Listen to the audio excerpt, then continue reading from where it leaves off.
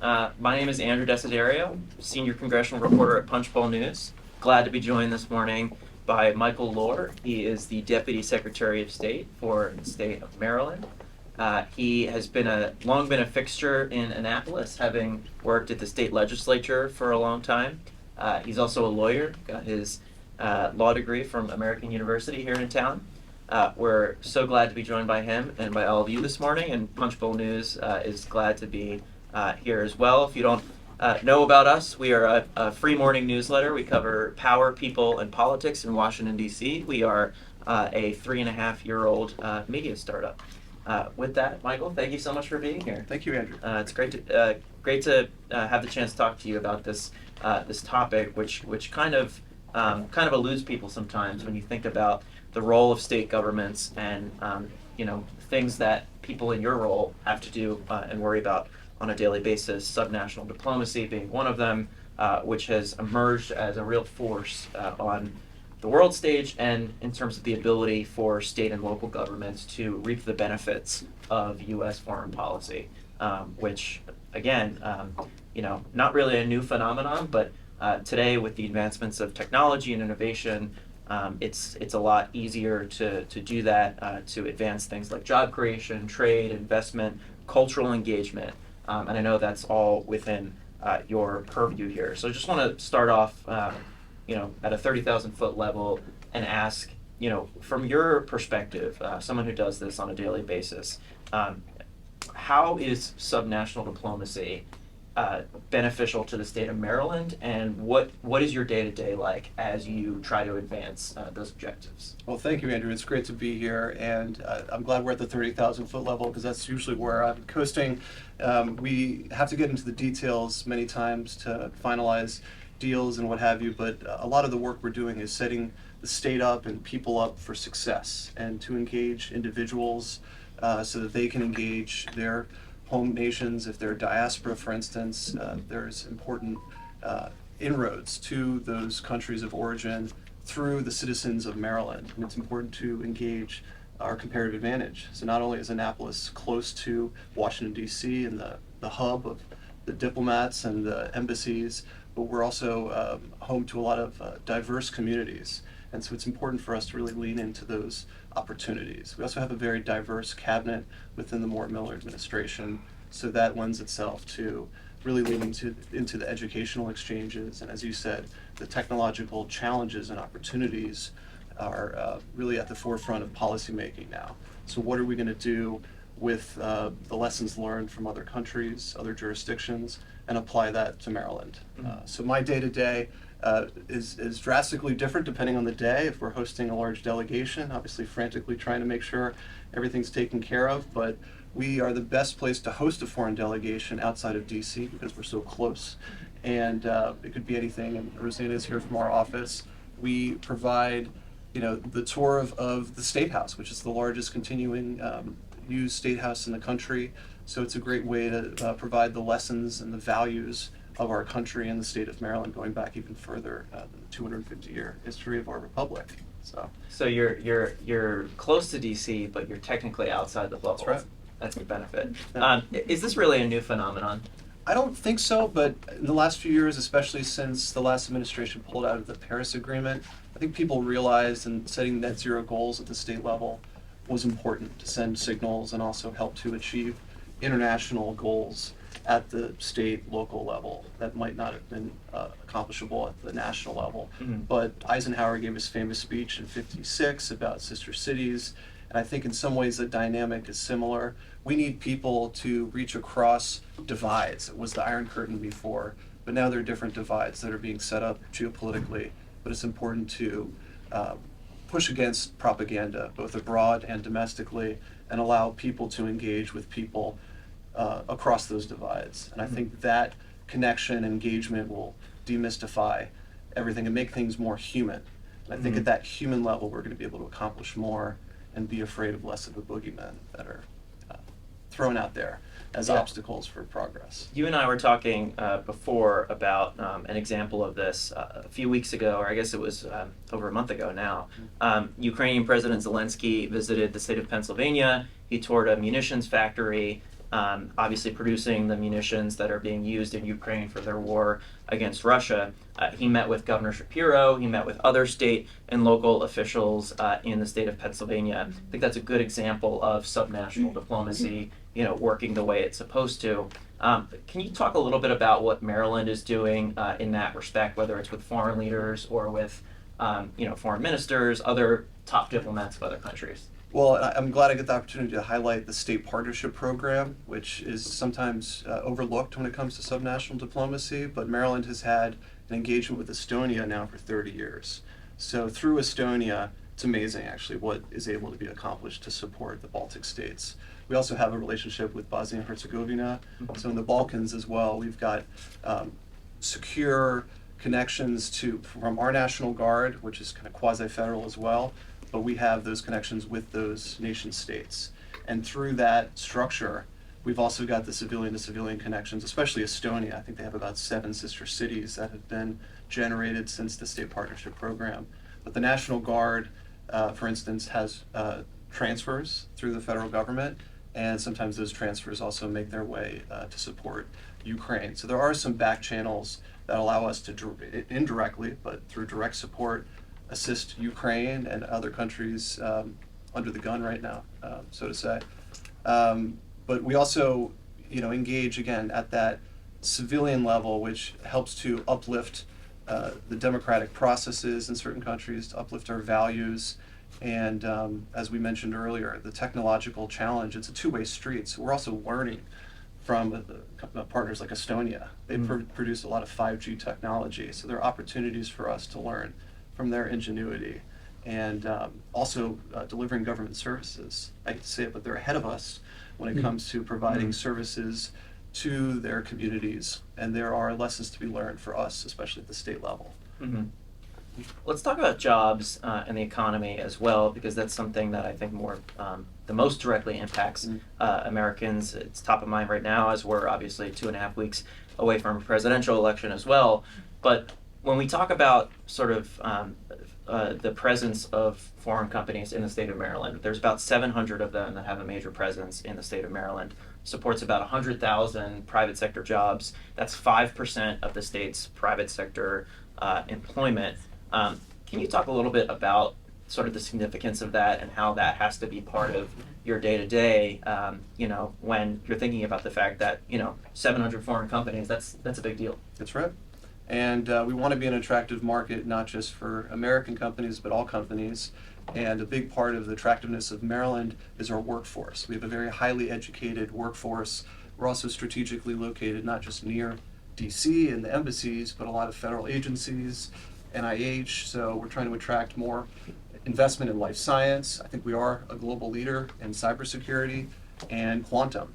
So, these are the technologies of the future. Also AI, obviously intertwined in all of that. So we're tech hub status. We haven't actually received the grants yet, but we're hoping going forward there will be more interest in Maryland. But the companies that are here that have invested in Taiwan recently acquired a firm in Baltimore, Bora Pharmaceuticals, and they kept 350 people in their jobs because they were highly trained.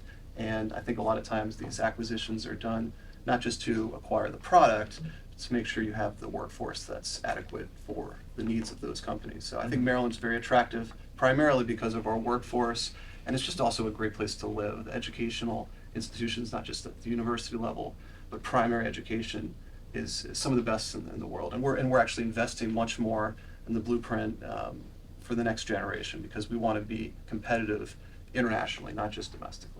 Good ambassador for the state of Maryland right here. I want to talk challenges as well. Do you ever find yourself having to compete for influence on the world stage? And in other words, what incentive do foreign governments have to have these type of interactions with state and local governments? Well, I think more and more they realize they can accomplish things at the state level. Ireland, for instance, they've got a kind of shadow ambassador. Should be careful because the ambassador is brilliant. We really love her, but they have a senator that works in the subnational diplomacy, Senator Daley, and he's come to the conclusion that it's actually more effective to interact with the states. So they've got arrangements now with New Jersey, West Virginia, now Maryland. I know he's reaching out to others. And we actually passed legislation. I don't expect this to happen with every country, but we've got strong ties with Ireland specifically, and leaning into the engagement with companies. Obviously, they're now the largest English-speaking population within the EU, but there are also connections with the UK, with Northern Ireland. So that's just a strategic hub, not just for the high-tech sector, which it has been, but culturally in Maryland. We had one of our favorite sons, Frederick Douglass, spent an interesting part of his life in Ireland, where he was really transformed by the experience and was called the Black O'Connell, for instance. So I know in the ambassador's residence, they have a picture of Frederick Douglass hanging on the Oh, wall. wow. So there are a lot of cultural ties with some countries, and we like to take advantage of those. And some interesting history in Africa as well, Liberia and Maryland. So we're trying to lean into those historic engagements, even if some of them are not things we're proud of. Obviously, we're very proud of Frederick Douglass, but we're not proud of why he had to leave the country at that point in time. Right. But I think it's important for us to realize our history, lean into our values, and make sure that our friends are aware of where we stand and what we prioritize. And I think that'll attract them to us. We also want to show them the respect and interest to reach out to them. We've talked with over 100 countries around the world in the last 2 years. So we've had a lot of engagement. We've met with over 20 governors from different jurisdictions within the past year alone. So.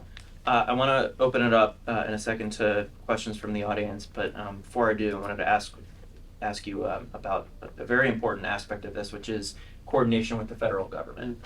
Under Secretary Blinken, the State Department set up the Subnational Diplomacy Unit. Is the federal government doing enough to help foster those connections? Are there areas for improvement? I know this is a relatively new effort at the federal government level, but curious for Well, what you think of sure. it. I'd love to see Representative Liu's bill pass and have them codify some of those provisions. I know it's a small unit, but small but mighty, and we love and appreciate their support. I'm hoping going forward, the realization that the people-to-people engagement, the state level, city level engagement is fruitful, and not just for businesses, but to express our values and to make sure that we have a global community that's not just engaged but fulfilled.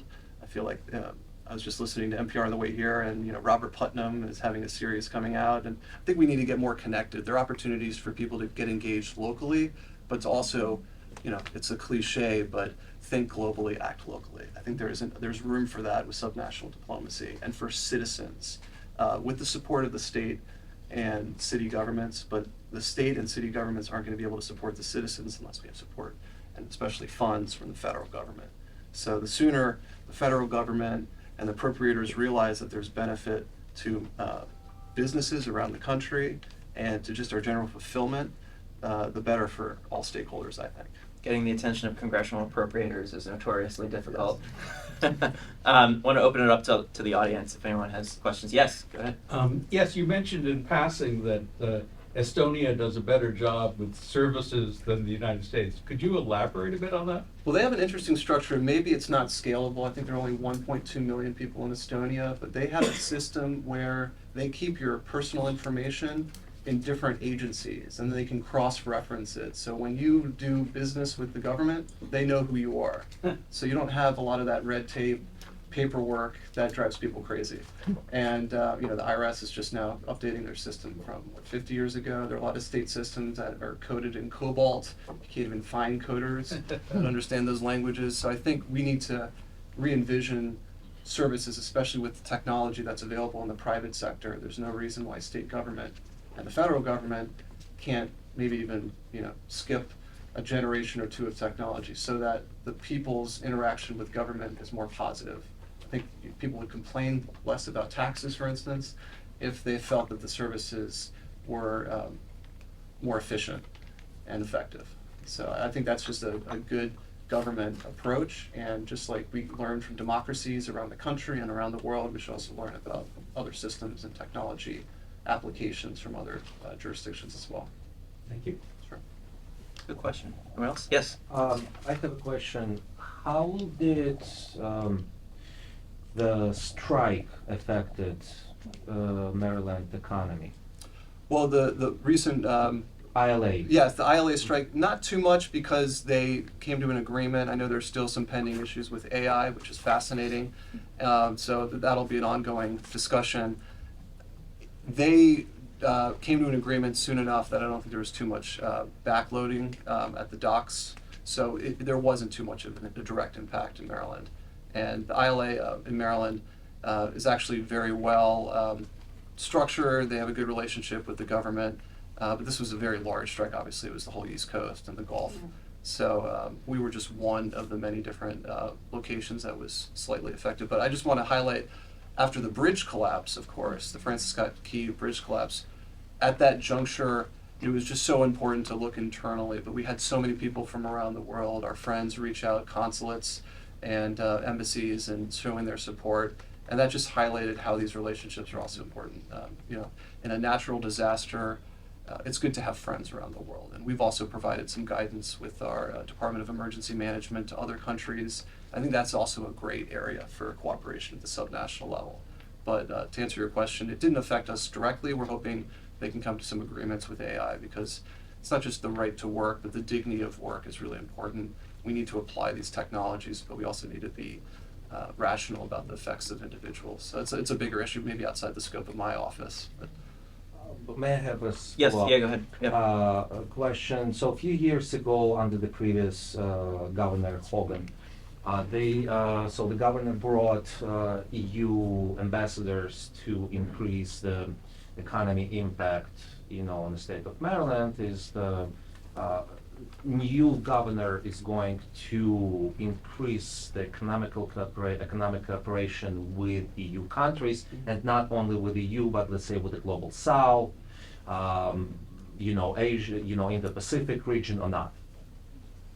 Oh, we certainly want to engage and support. The realities of our state budget, and we have to have a balanced budget, means that we don't have extra, money for certain aid that the federal government might have.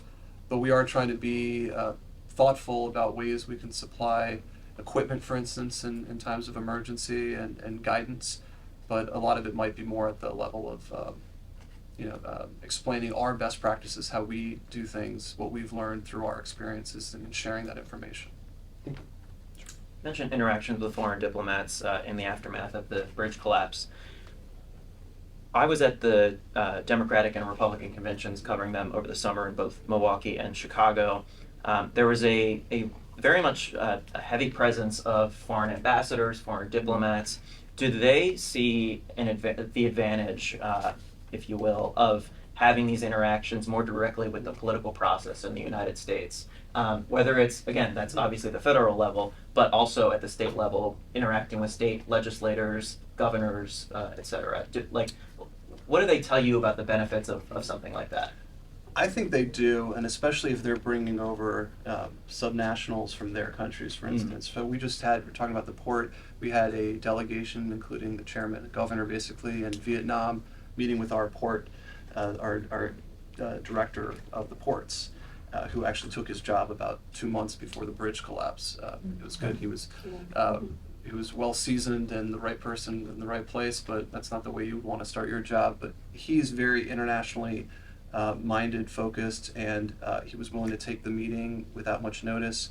The Vietnamese embassy, for instance, was very grateful because they couldn't get some other meetings they were trying to get. And we had a very productive meeting. We talked about the port. They're building a huge port. They talked about deep water port access. We have to dredge the Port of Baltimore every year just to make sure it's at the right depth, 50 feet for the channel. They apparently have a 68-meter depth port, and we were just kind of blown away by that. And so they're going to develop a large port and an airport, and they already invited us out there. So the embassy was at the meeting as well, and they were very grateful. We took the meeting, and I think sometimes reciprocating at the subnational level is important for the embassies. Also, when they have delegations that come in, and we have the International Leadership Program, the Mandela Washington Program, we've got all these great programs that bring these individual future and current leaders, and they want to meet with government officials. They can't always meet with people at the State Department. Sometimes they don't necessarily want their perspective. They want to come outside and learn at the state level. And certainly in the United States of America, the states play a big role. And sometimes with the dysfunction in Congress, they're playing a larger role with policymaking.